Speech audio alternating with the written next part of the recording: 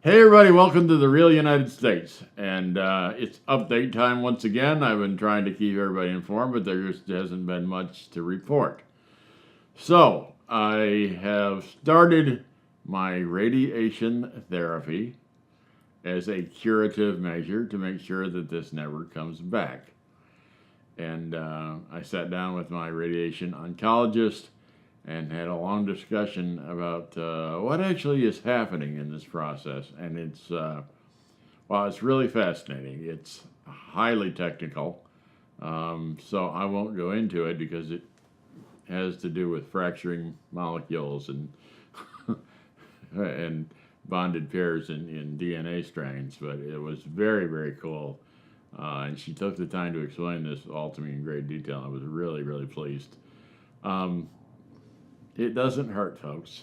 And I didn't know what to expect. I didn't understand what radiation therapy was.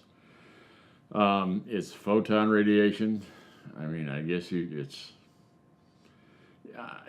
me, it sounds like a laser. I don't know, but it's a beam of photons that they use. Um, but you go in, you lay down on this bench, very much like a bench for an MRI or something, or a CT scan or something. It's a bench that's adjustable, and they put the mask over me that you saw in an earlier episode, um, and so your eyes are closed, so you're in this mask, you can't move, and there's very little sound. I mean, you hear the machine making some motor noises, but that's it. And you lay there for about a total of about 10 to 15 minutes, even though the radiation's only taking 5 minutes. Occasionally, you might see a little flash of light in your eye, very briefly. But other than that, there's really no sensation. You're just laying on this bench in this room. And they are nice enough to play music for me, and what kind of music you want to hear. So my last session, I asked them to play Chopin's Ave Maria, and they were nice enough to do that for me. So, um, but it doesn't hurt. There's actually no sensation whatsoever. Um, the problem, of course, is the aftermath or the side effects. You come after you've had the radiation. You don't feel anything from the radiation, but how do you do start feeling the effects hours or days later? Yeah, and I don't know how close of attention any of you pay to my face. So one of the side effects for me was a swelling right here. Roughly on top of where my salivary gland would be. Well, is. I mean, it's still there.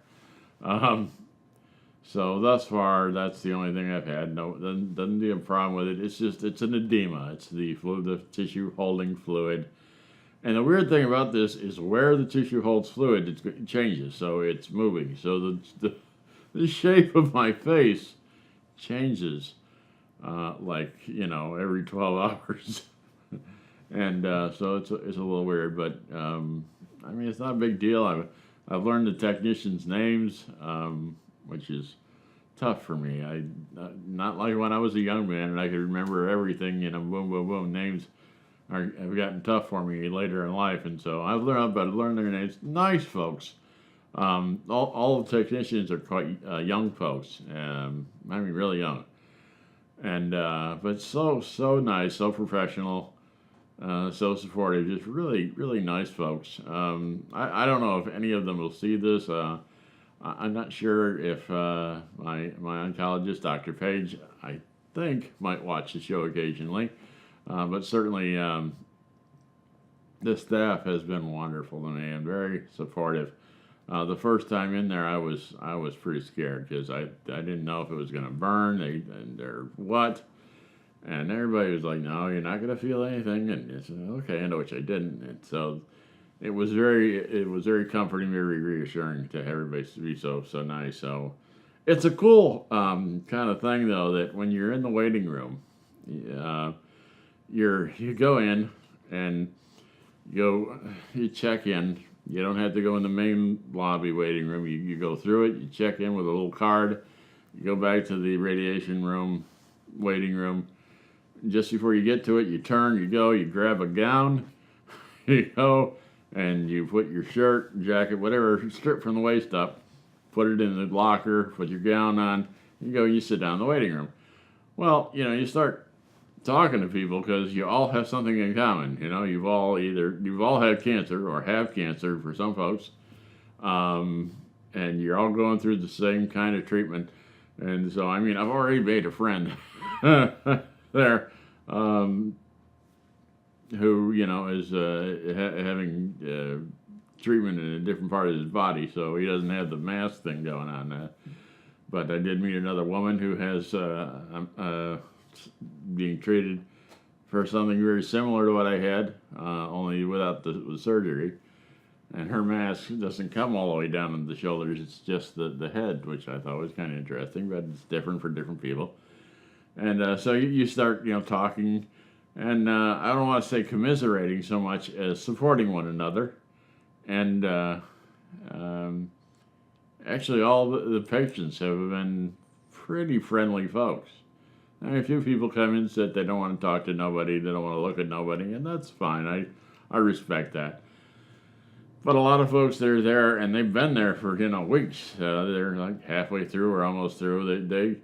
They're eager to continue, talking with people about it. And so it's a very, it's a kind of a weird social environment where we meet people and talk. So anyway, I just wanted to update you that I got 4 down and 44 to go, and doesn't seem to be causing me any discomfort yet, but then again, that's to be expected. The first half of the treatment's probably not going to cause me a great deal of discomfort. Second half, I'm told, I'm going to get sunburned on the side of my face. I'm probably going to lose, by the way, folks, probably going to lose all this hair. My sideburns and this part of my beard is probably going to go away. And we're not sure at this point if it will or won't, or if it does, whether it be permanent or not.